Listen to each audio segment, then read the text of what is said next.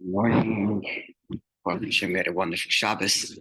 With Hashem himself recharged and inspired, full of brachas for a new year. It was really a good weekend. Baruch Hashem.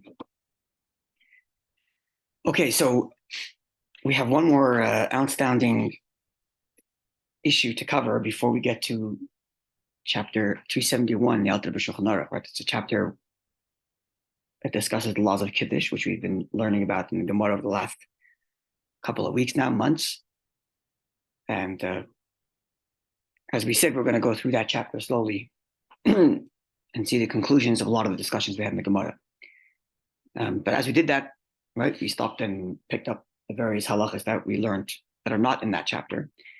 And the last item we discussed is the idea of using other beverages except for wine with Kiddush and Havdalah. So before Shabbos, we learned the sections of chapter 296, Reish Tzadik Vav, that discuss using non-wine beverages for Havdalah. And today we're looking at chapter 272, Reish Ayin Beis in the Alter B'Shulchan Aruch, the two sections there that describe the halachas of making Kiddush on drinks that are not wine. Here, actually, is where the Alter defines what would constitute Chamar Medina, this terminology you've been using in the Gemara, wine of the region. That is to say, drinks that the locals treat like wine. And we use the kind of designation that I've taken from the descriptions here, as we'll see, even though he doesn't formulate the way I've formulated it, but I think it's correct. See, as we learn why I think that's correct.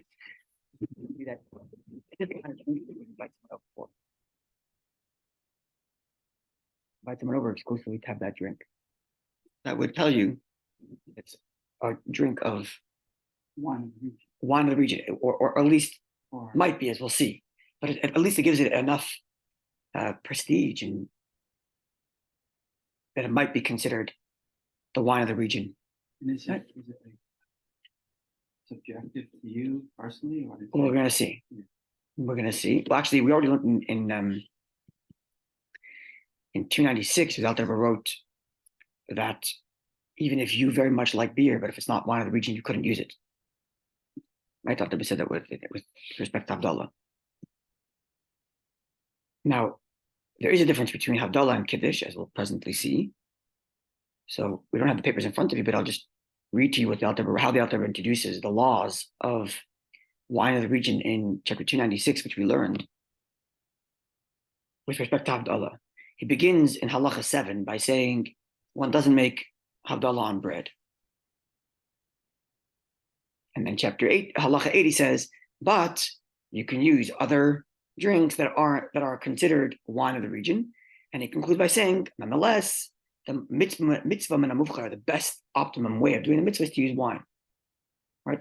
So he starts off with like the openness in Havdalah to be using other things besides for wine, even though he concludes by saying the better way is to use wine. And then, but nonetheless, there is the ability to use other drinks, which is why I went on to say, if you had, for example, wine that wasn't pogum, that was pogum, versus beer that wasn't, which one's better? Right? Because to begin with, it started off with leniency in Havdalah. In Kiddush, it's going to be the reverse. It's going to start off with stringency, where one should not use anything but wine, with the exception of extreme cases where it's not available. And even then, some opinions might say you shouldn't use beer. So we're going to see this divergent, that when it comes to Havdalah, we're more lenient. Notwithstanding the fact that at the end of the day, it's the best way to use wine for both Kiddush and Havdalah. But certainly the leniencies that we gave with respect to Havdalah are not going to be applied at the same level to Kiddush, as we shall presently see. This is where we are, okay? In Quebec, the French Canadian wine is Pepsi Cola. No comment. Yeah, so considering all this, okay, we'll get into it. We'll see about beer, coffee, tea. So I realized when I printed the pages for you, I just printed the actual text. I didn't give you the footnotes, but I'll read some of them for you because they're important. Okay, Halacha 10. This is from chapter 272, and the chapter is titled wine over which Kiddush is recited. In Hebrew, it's al eze yain mekachin, upon which wine should Kiddush be recited. And it talks about having fresh wine, making sure the wine isn't spoiled, making sure it's properly diluted and there's a proper ratio of wine to water, which we already have in our bottles. Back in the old day, we were taking wine out of the vat to do it yourself. Cooked wine, not cooked, mavushal, added honey, other things like that. Okay. So in that comes this law of, well, can you get away with things that aren't wine if it's the wine of the region? So begins Halacha 10. Medina Yir. Medina literally means a country, but they translate here in English as a region, and it's a correct translation because countries like we have that expand hundreds of miles, thousands of miles, they didn't really exist because you didn't have planes to watch over your countries from far away. So you had like, regions, like there's a city and then there's a region that the city can control, city state, maybe. Yeah, as you're developed, you had larger, quote, countries, but even these countries were divided up into other small little municipalities that kind of ran independently, even if they paid like, tribute or access to some stronger king miles away. But it's not necessarily a country that would be, say, it's a region. This is important because, say, in the US, where there are certain states that wine grows, say New York, California, different kinds of wine, and there's places where wine doesn't grow at all, say in Florida.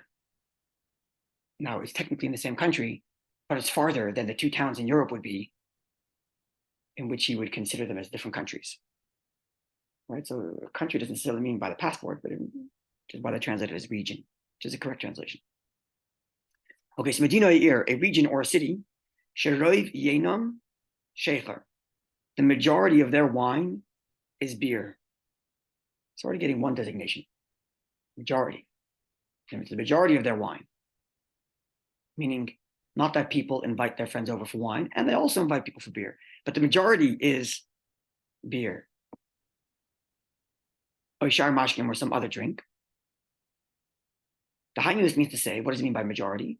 Sheroiv anshe ir, shederech roiv anshe ir. It's the custom of the majority of people in that city, l'kboya sudaseyem, to establish their meals ala shecher on beer, oishar mashkim or some other drink. It was probably easier to grow hops than it was Depends where. to grow grape trees. Depends where. What is MASHKE? Mashke means literally drinks or beverages. MASHKE. We call mashke like I always hear hard people alcohol. say it, and they were usually referred to alcohol. it's a colloquialism. It's not a direct translation. Mashke literally means beverage. Initial, when we say MASHKE, they mean It's a colloquialism. It's a colloquialism. Throughout Chabad, I wonder if other Hasidic circles use it also. But it's a colloquialism. No, it's not a translation. At any rate, so here's the way he says. Let's read that again. Sheroiv anshe ir, the majority of people that city, derech roiv anshe ir, the custom of most people in the city is to establish their meals on beer or some other drink. Okay. So let's look at, footnote 31. I'm reading it for you. First of all, the source for this is Psachim 107a, our Gemara. Yeah. The term used here is i.e., people sit down to a meal and beer is served as a primary beverage of the meal. So he doesn't say, this is what he's pointing out.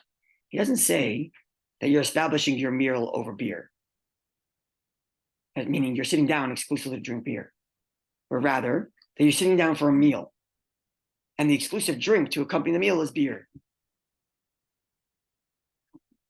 That's right. All right. So in other words, you're sitting down for a meal, and then what's going to be the nice drink you serve everybody? Beer. So it could be that the majority of people they'll serve beer. Does this mean to the exclusion of wine? Not necessarily, which means it could be that exactly. It doesn't necessarily mean that most people don't do wine, they only do beer. No, but that most people would serve beer at their meals. That's what it seems like, right? Which would mean in that case, say common drink. Yeah, right. That's nice with a meal. Sorry. That's nice with a meal. Yeah, a common drink that's nice with the meal. So maybe more fancier. Exactly, but it doesn't necessarily mean, right? So in other words, by this designation, at least for now, it would seem like you can have wine plus beer being the local drink. Doesn't have to be. Shed light on the whether you can use other beverages. Well, first we're classifying what's considered wine of the region, right? Okay. So the classification here is that the majority of people, right, would serve this drink as the primary beverage at their meals. And that's certainly true of beer. Does that establish it as wine in the region? Yes, that's that. At least at this point. There's still more, but at least this point. All right. Yeah. Water That wasn't people- plentiful in those days. Wasn't Yeah, plentiful. okay. Water's out of the question for other reasons. We'll leave that alone. Okay, now let's continue this footnote.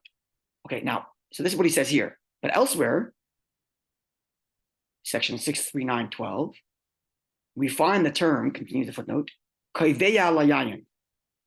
Now that refers to a situation where people sit down to drink wine in a significant setting, i.e., the primary purpose of their gathering is to drink wine together. So here, the designation is we're having a meal, and what's the primary beverage you're serving at the meal? Elsewhere, the designation is, would you sit down for that drink alone? That's not the same thing. Now, it's true. Both of these designations are true of beer, that you would invite someone over to have a beer, and you would serve beer as the primary good drink at a meal. Both are true so far. Oh, okay. Both are true. Yeah. Yeah, but they're two different designations. Would you serve it as your primary drink at a meal, or would you sit down to drink that drink? And only that. Like only, Yeah. only for that. Only for purpose. the purpose of that drink. Like the primary gathering is to drink a glass of wine together or drink a cup of beer together, which is both are normal in our countries, right? And where we live. Yeah. Now, Kamoishu, continue back to the main text. People serve this drink at their meals in the same way people would serve wine in places where wine is readily available. Now, so then this beverage in this town is considered like wine. It's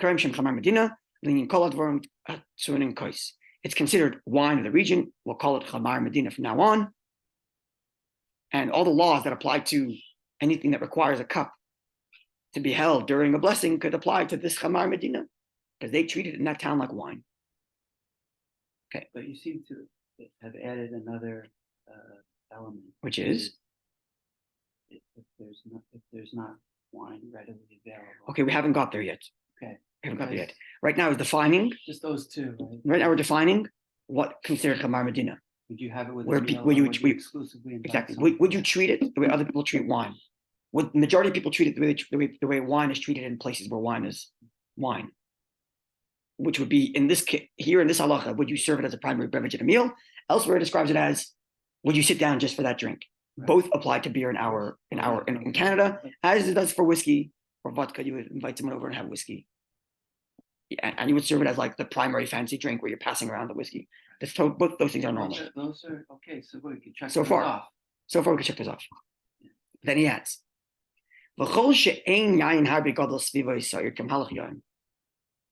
now anywhere, so now we know what Chamar Medina is. Now, anywhere where wine, or plenty of lots of wine, abundant, does not grow within a day's reach of the city. A place where within a day's walk around the city, wine doesn't grow. Oh, a day's walk. A day's reach, a day's walk. They're defining the area. Exactly. But now we're adding something else, which is, okay, we know what Chamar Medina is, but it doesn't tell me if I can use it yet. So we know what Chamar Medina is. But Chamar Medina is the kind of drink that I would sit down for that meal and serve the main beverage or whatever, the two designations. But I haven't said yet if I can use it. So when can I use it?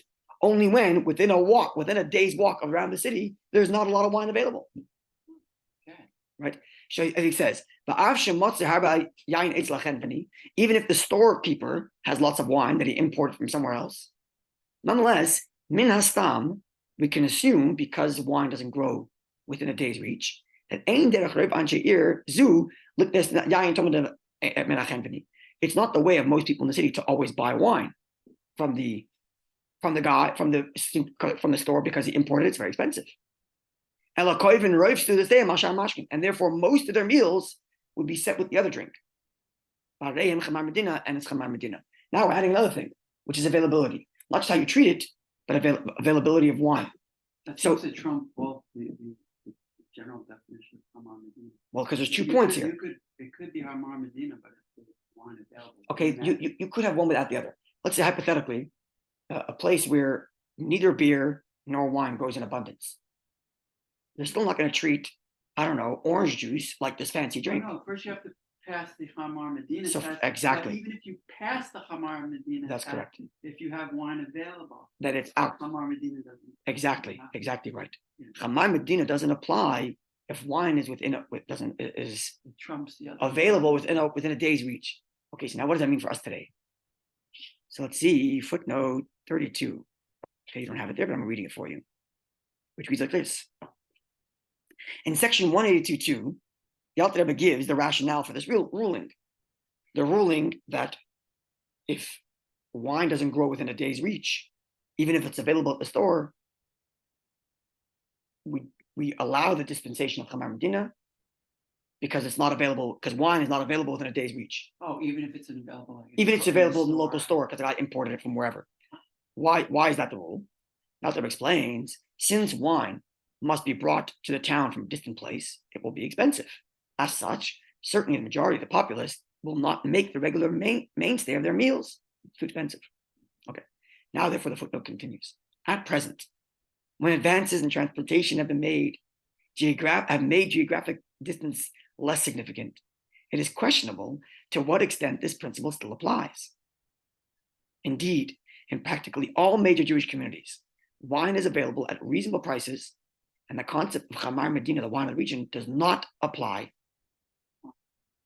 because it's available everywhere. Even if we meet the first criterion, in which we would invite someone over for a glass of beer or whiskey, it doesn't allow us to use it unless that is to the exclusion of wine, or namely wine is too much because that's not available very easily. But today, a day's travel is not a day's travel by foot, but hop on a plane, it's a day's travel, which is basically anywhere in the world. Maybe in like Caribbean or very few islands, maybe. But even so, he says anywhere where wine doesn't grow in a day's reach. A day's reach used to be by foot, or let's say by horse. What's today's a day's reach? Hop on a plane, you can get a day's reach anywhere. Right? A day's reach. A day's reach is okay, it's anywhere. It's anywhere. Okay, it's very expensive to hop on a plane just for a bottle of wine. And therefore, if the rationale is that when wine is not in a day's reach, it's too expensive. Okay, so if you live in the Caribbean and it's too expensive because it costs you an $800 flight to get wine, use the local beer. Right. But for anybody else, the principle doesn't apply. Right? It doesn't seem like it, right? Because you're serving a meal, it's not one bottle of wine, it's a couple of bottles. Okay, but that's already your preference. But for Kiddush, all you need is 1 cup. We're talking about your requirement. You're not required to drink more wine throughout the meal. No. You need 1 cup, but nonetheless, it's still expensive for 1 cup of wine to get into a plane and pay $100 to fly somewhere, right? Okay, but that's for in majority of Jewish communities today, this is not the case, right? And thank God with Chabad everywhere, it's basically not true anywhere. Right? Okay, nevertheless. Okay, so, and this is particularly true with regard to Kiddush. See the following subsection where we see that Kiddush is treated with less leniency toward non-wine drinks than Havdalah is, as I mentioned at the beginning. MASHKE. So making Kiddush on MASHKE is very questionable, as we'll see. Very, very questionable. Okay. Oh no, I don't think I should have done this. Too. Nevertheless, if wine is hardly even brought to an entire region, it is reasonable to assume that other beverages are considered to be, quote, Chamar Medina, and maybe used, again, only if wine is hardly brought there. And like we're saying, it's very rare nowadays. Okay, now it continues with some more detailed in this designation that are not going to be much relevant for us particularly, but in the old days it would have been relevant. Namely, continuing the second paragraph, third paragraph of that first page. Yeah. Even in countries where wine grows, so you're in a city and wine grows in that region, right nearby, so wine is available, so there's no dispensation for using Chamar Medina. Now, and 1 year the harvest was no good, and there's no wine available now. So that year, the same, and therefore the majority of people in the city will establish most of their meals not on wine because the harvest was no good that year. So that year, could use the designation of Chamar Medina because that year the local wine yielded a negative harvest. Right? Now, there are those that disagree with all the above. But and they say, we could only consider something Chamar Medina, Elim came Rova Shana, only if most of the year, if no wine's available, even by the supermarket. So the first opinion said, if it's not available within a quick reach, but it is available at the supermarket, which means it's very expensive because the guy's got to import it, then you can use the beer. This opinion says, no, if it's available in the supermarket, even if it's expensive, because it's not local, too bad. Go get it. Go get the expensive beer if it's available most of the year. And if it says, if most of the year there is available wine at the supermarket, even if it's very expensive because it's been imported, no drink will get the designation of Chamar Medina. With respect to all the laws of mitzvahs that require a cup to be held, Kiddush, Havdalah, and so on. With the exception of 1 second. Even if wine is not available in the city at the moment, because most of the year it is available, even if it's available at expensive. Now, the common custom is to follow the first approach, in that when wine is only imported and therefore very expensive, you can use the other drinks. But as I said in the footnote, for us nowadays, it's very difficult to apply that standard, considering that local is global. So even if we follow the first opinion, which is more lenient and allowing us to use Chamar Medina when wine isn't local because it's very expensive, for us it's questionable to assume if anything is considered non-local. I think today most people's wine that they consume are not regional wines. Absolutely not. They're global. You can buy, They're from even where they're that's mostly grown. California, Argentina, and Europe. so even in Quebec, where you're buying wine that's imported, and it's being controlled by the SAAQ, which means they mark up their price. You can still buy a decent bottle of kosher wine. And first of all, halachically speaking, you don't have to buy the most expensive one for under $20. Now, if a bottle of wine yields how many cups? Well, not full big cups. It doesn't have to be full. Each cup is a revius. How many ounces are in a bottle of wine? 750 milliliters. How many ounces is that? About what? 20 something ounces, yeah? And every cup of Kiddush, let's say, is 4.5 ounces. It doesn't have to be that expensive. About 8. So you yield 8. 7 or 8. So for each Kiddush, you're paying $2.5, $3. Yeah. Nowadays, right? You don't have to drink more than that. You only have to drink for Kiddush and Havdalah. You don't even have to drink that. You just need to have it. And you need to have it in the cup. And in theory, you can make it not pogum by pouring back. Pour a And little bit, and you can have another cup. that's correct. Pour a little bit in and then pour back into the bottle. Cheekbone, you're good. That's correct. So you can, if you were being strict about it, only had Kiddush. Exactly. You can get you can get a Kiddush on a decent wine for $1.50. So to assume that we have Chamar Medina nowadays in Right, doesn't really. So is very difficult. try to be strict. So if you drink Really wine, not. Even if Havdalah were being more lenient, certainly with Kiddush. so if I drink, if I fill my cup of wine, Yeah. I drink the revius. Yeah. Pour the other wine back in the bottle. Isn't that contaminating the bottle? Pogum? No. So we say what you do is you take a little bit of wine from the bottle, pour it into the cup. That renders it not pogum. Then you take whatever's in the cup, pour it back in the bottle. And then you're free to pour and fill your next cup. Yeah. Right? Which means you can get out of one bottle of wine, you can get a significant number of Kiddush and Havdalah. Right? So the halacha would say, do that. It's not expensive. It might even be cheaper than your beer. No, beer is pretty cheap too. But nonetheless, the point is that it's not as if we're dealing, this whole Chamar Medina, it seems, without just framing it here, is set up for places where it was a hassle and expensive, and only the elite were able to get wine. Like that story with in the Gemara, where he came to a certain town, and the first time around he made them crazy to get him a cup of wine. The second time around, when they still couldn't get it, it's like, oh, Chamar Medina, because they literally had no other wine. That even when a guest came to town, they couldn't afford to bring him anything more than, let's say, Kiddush right? Because he was making Havdalah, so we assume he had wine for Kiddush, or maybe he used bread for Kiddush. I don't know. We'll see in the next paragraph. Maybe he was using bread, but even a guest came to town, they're still going to get him a cup of wine. And the next year, when they knew last year he wanted a cup of wine, they still couldn't get him a cup of wine, So he right? But none of that applies today. What do you say? No, Rabbi, he wasn't familiar with supply of the town. That's right. And the next year he learned that the next year he learned, oh, it's really difficult for them. Okay, fine, we'll make on beer, whatever the case was. Okay, so next halacha, I'm gonna conclude, and tomorrow we'll go to chapter 271. The only one I know who watches carefully is your father. Fill it up, make it flow over. Yeah. I once tried to cheat. I didn't like it flow over because then my hands got all wet. Fill it up. Yeah. He's right. Okay, Yesh Omrim 11. For those that say Shaloi Husker Chamar Medina, the entire concept of Chamar Medina only applies Elul Inyan Havdalah, only for Havdalah. Right, that was the case in the Gemara. The Gemara's case was Havdalah. Right, that was the case. 106. Yeah, where the person was out of town, came, it was Havdalah. So maybe the whole concept only applies to Havdalah.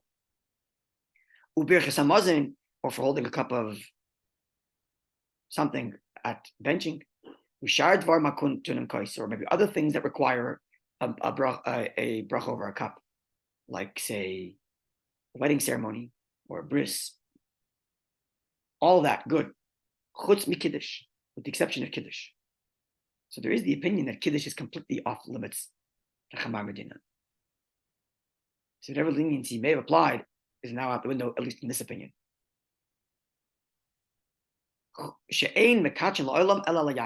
Because one may only make Kiddush on wine, and not other drinks that might even be considered Chamar Medina.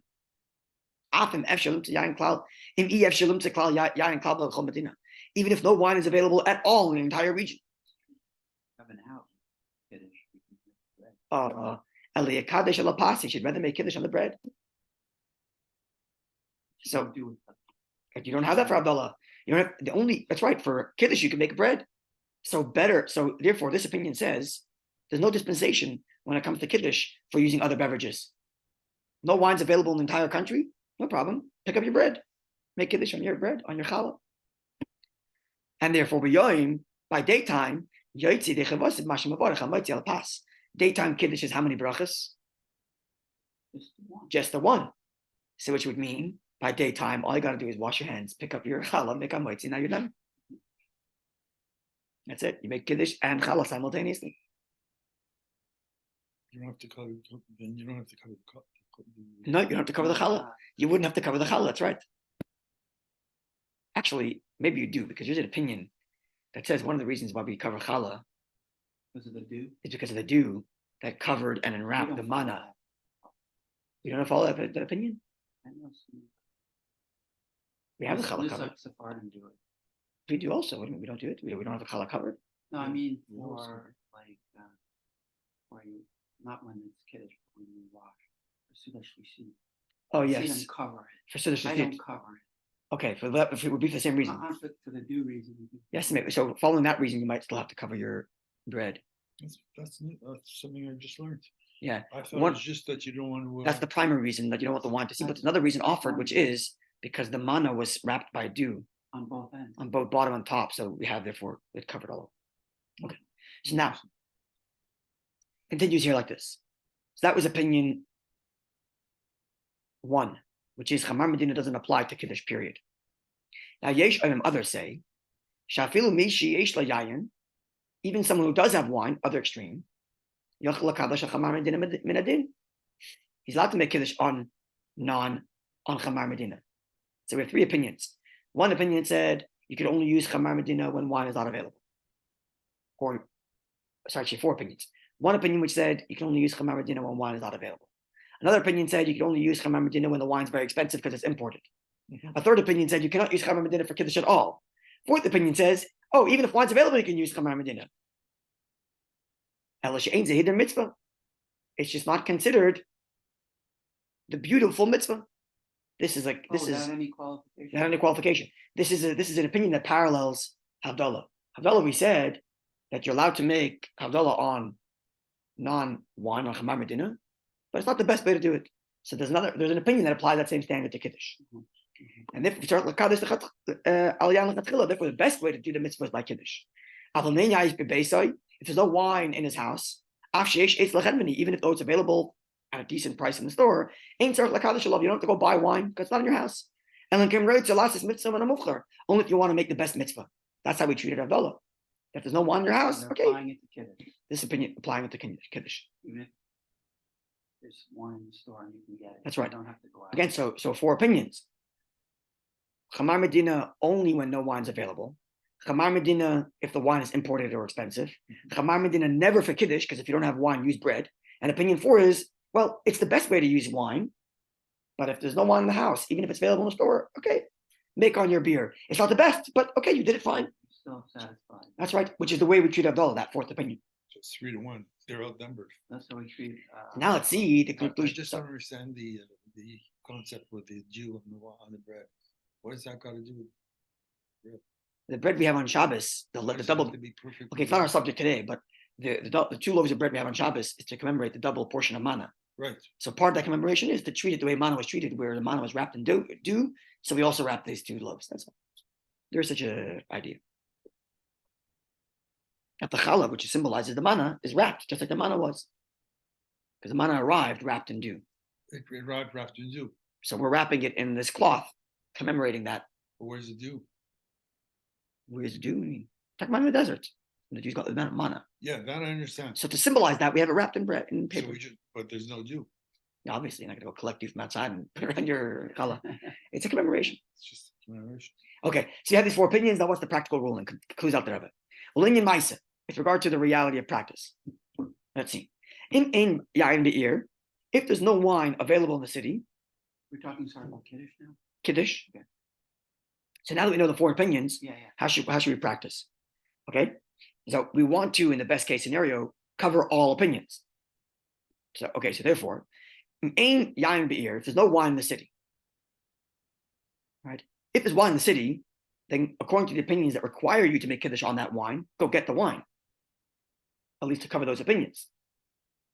Even though there are others that allow you not to get away with it, nonetheless, there's opinions which say you're not allowed to use anything but wine if wine's available in the city. So go get it. But if there's no wine available, so now you have one opinion which says you still can't make Kiddush on anything but wine or bread. Right? So therefore he says, in Ein Yain Be'ir, if there's no wine available in the city, you Kaddish Balayla Lapas. At your nighttime Kiddush, Friday night, use bread. Lachash the Svara Arishana, to take into consider and to give weight to this opinion we just said earlier, which says you may not make Kiddush on anything but wine or bread, and therefore Friday night make Kiddush on the bread. But Ubayom in the daytime, you Kaddish ala MASHKE, make Kiddush on the drink. Shu Chamar Medina, that's Chamar Medina. Day Kiddush. The day Kiddush. Why? Think it through. Why? Because you're anyways making Kiddush on. Daytime Kiddush is only a bracha. You're anyways going to be doing that on the bread. But you said it was the most important. Fine, but halacha, it's most important on a spiritual level and so on. But halachically speaking, it's still only one bracha, right? So if you made Kiddush on beer Shabbos day, and then you washed and ate challah, you covered all grounds. Because if you're required to make Kiddush over bread, you just made a bracha on bread. If you can get away with making Kiddush on beer, you did that too. So if there's no wine in the city, at nighttime make Kiddush on bread, and daytime make Kiddush on beer, and then have your bread. That explains. Because if you were to make Kiddush only on bread, which in theory you could do also on Shabbos day. That's what I was thinking. But then the reason why it's adding the beer before is because how would this Kiddush be recognizable? It wouldn't, yeah. Because even without making Kiddush, you're making a Kiddush on bread. So you're making Kiddush on beer, and then you're making Hamaitzi on bread, which means really I made Kiddush on both, and therefore I covered all opinions, and I gave this Kiddush some sort of symbolism that I'm actually making Kiddush by holding that cup of beer. Again, only the no wine available in the city. Right? Follow? Well, could you theoretically hold your challah bread Kiddush day and say the preambles of Kiddush? Okay. What we do, And that would be the recognition? Yes. Doing it over Kiddush. That's a good point. That but the preambles don't see. First of all, halachically speaking, You're the not holding the Alter cup. Rebbe Shulchan Aruch doesn't mention those preambles, Oh, right? So those came, no. they're customary. They're custom in Alter Rebbe Siddur, but not in halacha. So those preambles don't have any halachic designation as being something significant. But the beer, at least according to some opinions, which allows you to use the beer for Kiddush, gives it some significance, right? So there's no halachic significance to the preambles, even if it's important. Okay. Yeah. Okay. Now, avalim yesh yayin ba'ir. If there is wine available in the city, aim the kaddish ala pas el yayin. Don't use bread for your Kiddush. Use wine. Bein balayla bein b'yayin, whether by night or by day. The fisheyesh oimrim, because there's another opinion, which we'll discuss when we get to 271. Actually comes from our Gemara also. That you can't even make Kiddush on bread. So we've been relying until now that if you don't have the wine in the region, if you don't have wine available, don't use the wine in the region because you're allowed to use bread. But little wrench, there is an opinion which says you can't even use bread for Kiddush. And therefore, if wine is available, use wine. Right? So all pointing to very questionable practice of using here in Montreal, using other drinks besides for wine for Kiddush. Very questionable. Wine is not available. That's when you would. Sorry? When wine is not available, that's when you would use it. When wine is not available, When wine is not you available, would use the bread. yes, if wine's not available. Relying on the majority opinion that allows us to use bread for Kiddush. Right. If there's no wine in the city. Now he says, Oh, the Kamukam nonetheless, the Medinas Elu in these countries, I guess back in Russia, Shayayin B'Yoker, where wine is very expensive there, because in those countries, wheat, grain grew much more than wine. Right. And certainly in Ukraine, we're near Yekaterinslav, there's the grain. There's the There's grain near the sea there, right? That's like a grain center. There's a term for it. They're still one of the leaders in Yeah, the world. they're still one of the leaders in the world of grain, right? But not wine at all. Vodka or what they call kvass, as we'll see. So he says out there, in these countries where wine is expensive, we can be lenient. The kiddush al yoim during the daytime kiddush, to use mashke, which is wine of the region, because wine is so expensive here. Relying on those opinions which said that when wine is imported and expensive, you're allowed to use chamar medina. But again, it doesn't necessarily apply to us. no. And he says only in and this is after Mishla Yain Bebesa, even if he has wine available. Because anyways, he's making Kiddush on the Chamar Medina. And then he's making Kiddush on bread. The is covering all opinions. Because the opinion would say you're not allowed to use Chamar Medina while I'm using the bread. The opinion would say I'm not allowed to use bread while I'm using the Chamar Medina. But again, two conditions for this. Okay, so now if a person wanted to make Kiddush on MASHKE, on a drink that's not wine, two conditions would need to apply. Number one, wine would have to be very expensive. And in many cases, the MASHKE you're drinking is more expensive than the wine on the table. Sure. Yeah. That's number one. Now, even if assuming that is taken care of, right? It only works if afterwards you're making hamoitzi, not if you're eating only mizanis afterwards. Because then the combination of your chamar medina and your bread covers all the opinions. Because according to the opinions which say you can't use chamar medina, well, at least I'm using bread for Kiddush. Because again, Shabbos day Kiddush is only just hamoitzi. So even if a person makes Kiddush and mashke and then drinks mezainis afterwards, it's very questionable as to whether that's proper, even in those countries where wine is too expensive. Follow? Mm-hmm. All pointing to very questionable practice of using. Very questionable. Okay, the end is Chassidim do it, and I'm not going to chas v'sholem disparage what Chassidim do. But as you were reading, lo pashut, certainly there are opinions which say you're allowed to, right? Because there was at least one opinion which said that we treat it like Abdullah. There's at least one opinion which said that, right? So I wouldn't say they're not yoy to their Kiddush. I wouldn't say their Kiddush is invalid. It's certainly valid because at least there's one opinion. There's one opinion which says that the same way Abdullah, you're allowed to get away with making chamar medina even though you have wine. It's just not the best mitzvah. Same thing with Kiddush. There's at least that one opinion. So there is something to stand on when making Kiddush on other things besides for wine. At least that opinion. But as we're learning, it's a minority opinion and not the one that the Rebbe goes with at the end, at the final ruling. And when they say bread, it could be matzah too. Sorry? Yeah, bread is matzah. Bread just means a flour, just hamoitzi. Okay. Continues. Even though there's opinion which said that you cannot make Kiddush on you can only make Kiddush on wine, not on wine and not on bread. There is that one opinion. Not on wine. Sorry, not on Chamar Medina and not on bread. There's one opinion which excludes everything except for wine. Now, in this practice where I'm making Chamar Medina Kiddush and then I'm washing, so I'm covering most opinions except for that one opinion which says you can only use wine, not bread, not anything else. You don't have to be so stringent with your daytime Kiddush. With your daytime Kiddush, you don't have to be so strict. This is where the idea comes from, where people are more lenient to make Kiddush on MASHKE Shabbos day than they are on Friday night, because of this line. But again, this line is only built on the fact that in most countries, wine was very expensive, which is not the case for us. Correct. Yeah. The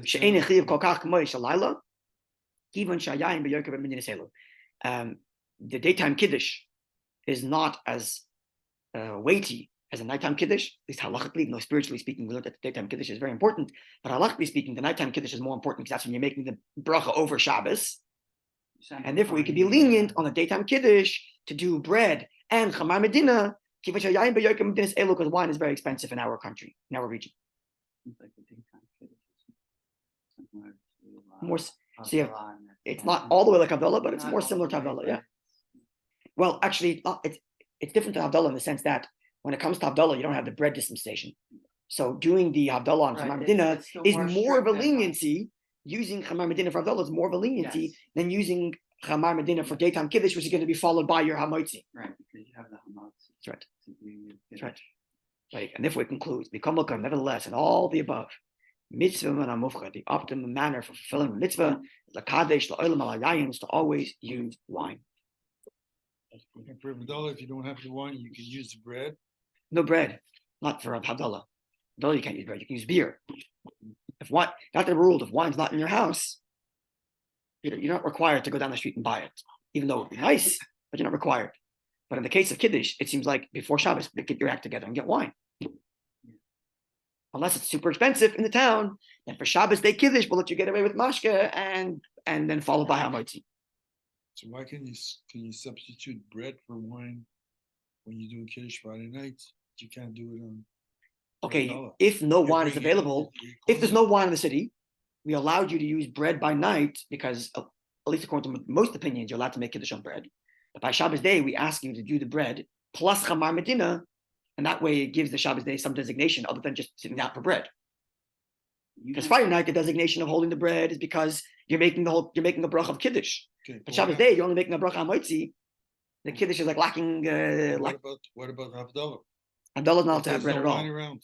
Havdalah is not allowed to have bread at all. So in that case, if there's no wine around, use the beer for Havdalah. Havdalah you can't use, doesn't have the bread issue.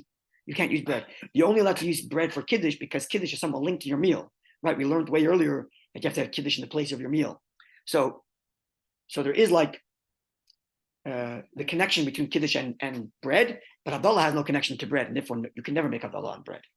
And therefore, if there's no wine in town, or even no wine in your house, you can use the beer.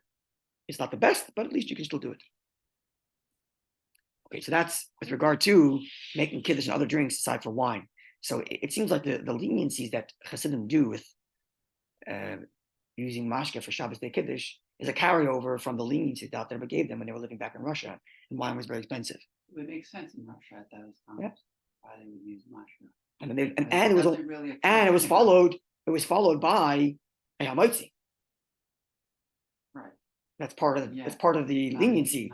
To follow up, not resign, it's followed by Hamotzi. And that way you're covering the Kiddush according to the opinions which say you're using your bread for Kiddush, right? But everybody uses Kiddush. Not necessarily. You're saying about for Brangen? Not necessarily. Well, actually, Not necessarily. Anyway, I'm not. Obviously, Sarah is a mitzvah. It's a biblical mitzvah.